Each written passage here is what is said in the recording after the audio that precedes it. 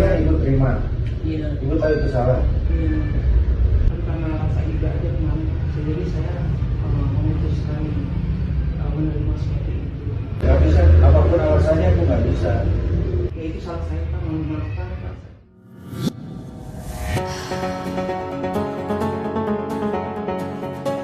Kasus guru SD Negeri Ciberem 1 Kota Bogor bernama Muhammad Reza Ernanda dipecat gara-gara mengadukan dugaan pungutan liar atau pungli saat penerimaan peserta didik baru atau PPDB 2023 viral di media sosial. Terlebih usai pemecatan Pak Reza berlangsung, puluhan siswa dan siswi SD Bogor tersebut menangis.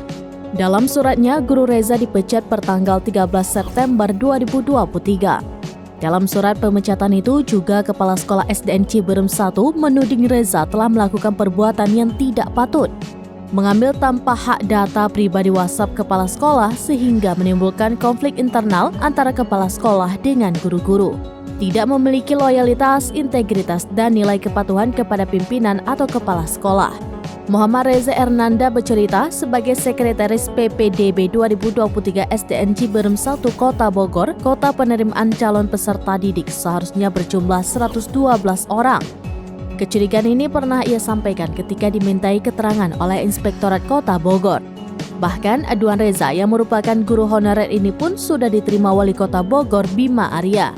Lewat akun media sosialnya, Bima memposting video sebagai respon dari kecurigaan Guru Reza.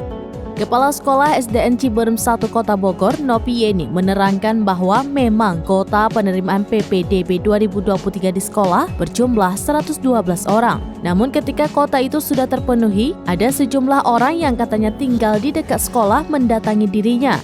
Keesokan harinya, orang tersebut kembali datang kepada Nopi. Wali Kota Bogor Bima Arya pun menegaskan keputusan Kepsek SDN Ciberem 1 Kota Bogor itu sudah menyalahi aturan.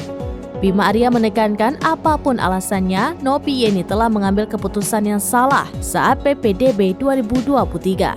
Akhir dari kasus tersebut, sang kepala sekolah dicopot dari jabatannya. Nopi Yeni diduga terbukti melakukan tindak kecurangan saat PPDB.